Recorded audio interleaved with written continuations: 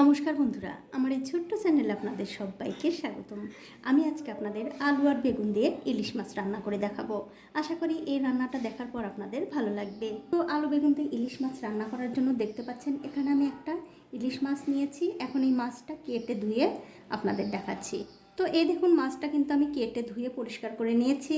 এখন এর মধ্যে দিয়ে দিচ্ছি হলুদের গুঁড়ো আর নুন। এবারে নুন আর হলুদের সঙ্গে এই মাছগুলো খুব ভালো করে মাখিয়ে নিতে হবে। দেখুন, মাছগুলো কিন্তু নুন আর হলুদ দিয়ে খুব ভালো করে মাখিয়ে নিয়েছি। এখন আমি মাছগুলো ভেজে নেব। তার জন্য একটা কড়াইতে দিয়ে দিচ্ছি সর্ষের তেল। এবারে গ্যাসের ফ্লেমটা মিডিয়ামে রেখে এই তেলটা খুব ভালো করে গরম করে নিতে হবে। কিছুক্ষণ পর যখন দেখবেন তেলটা খুব ভালো করে গরম হয়ে গেছে, তখন এর মধ্যে মাছগুলো দিয়ে ভেজে নিতে হবে।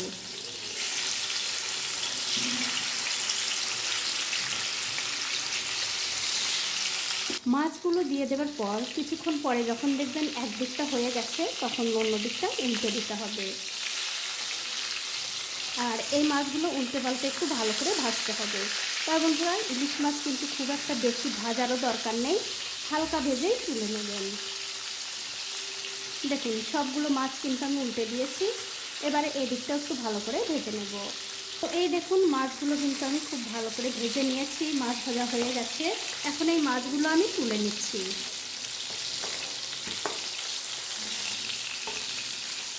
আর এই একই রকম করে কিন্তু সবগুলো মাছ ভেজে নিতে হবে।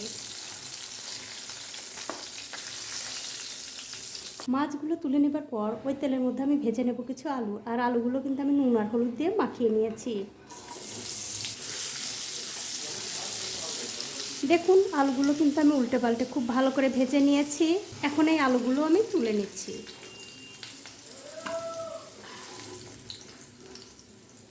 আলুগুলো তুলে নেবার পর ওই তেলের মধ্যে আমি ভেজে নেব কিছু বেগুন। আর বেগুনগুলো ভাজার সময় কিন্তু একটু নুন আর হলুদের গুঁড়ো দিতে ভুলবেন না। এবারে নুন আর হলুদের সঙ্গে এই বেগুনগুলো খুব ভালো করে ভেজে নিতে হবে। দেখুন, বেগুনগুলো কিন্তু খুব ভালো করে ভেজে নিয়েছি। এই বেগুনগুলো আমি তুলে নিচ্ছি। এখন একটা বাটির মধ্যে নিয়ে নিলাম একটুখানি জল। এবারে এই জলের মধ্যে কিছু মশলা দিয়ে দেব।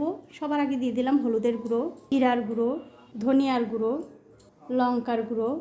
সবশেষে এর মধ্যে দিয়ে দেবো একটু নুন। এবারে নুন আর সব মশলার সঙ্গে এই জলটা খুব ভালো করে মিশিয়ে নিতে হবে।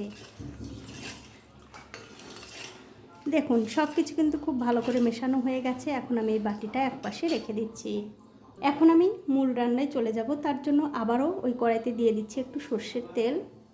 এবারে এই তেলটা খুব ভালো করে গরম করে নিতে হবে। যখন দেখবেন তেলটা ভালো করে গরম হয়ে গেছে, তখন এর মধ্যে দিতে হবে তেজপাতা আর একটু গোটা জিরা।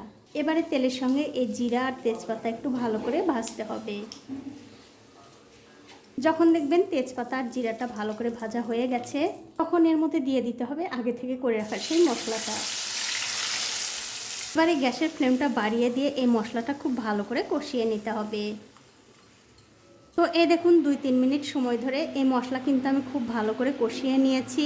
এবারে গ্যাসের ফ্লেমটা বাড়িয়ে দিয়ে এর মধ্যে দিয়ে দিচ্ছি ঝোলের জন্য গরম জল। গরম জলটা মশলার সঙ্গে ভালো করে মিশিয়ে দিয়ে এর মধ্যে দিয়ে দেবো আগে থেকে ভেজে রাখা আলু আর দিয়ে দেবো আগে থেকে ভেজে রাখা বেগুন। এবারে জলের সঙ্গে এই আলু আর বেগুনটা ভালো করে মিশিয়ে দিয়ে একটা ঢাকা দিয়ে এই তরকারিটাকে 2-3 মিনিট রান্না করে নেব। তো 2-3 মিনিট পর আমি উপর থেকে ঢাকাটা তুলে নিলাম। তুলে নিয়ে এর মধ্যে দিয়ে দেবো আগে থেকে ভেজে রাখা সেই ইলিশ মাছ।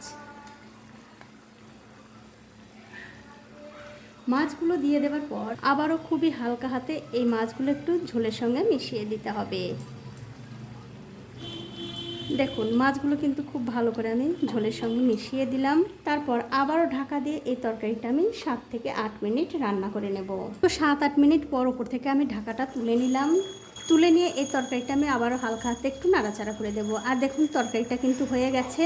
এখন আমি গ্যাসের ফ্লেমটা বন্ধ করে দিয়ে আপনাদের একটু পরিবেশন করেও দেখাচ্ছি কতটা সুন্দর হয়েছে। দেখুন, এভাবে আলু আর বেগুন দিয়ে একদিন হলেও ইলিশ মাছ রান্না করে খেয়ে আমাকে কমেন্ট করে জানাতে ভুলবেন না আপনাদের কেমন লাগলো। তো বন্ধুরা, আজ এই পর্যন্তই। দেখা হবে অন্য কোনো নতুন ভিডিও নিয়ে।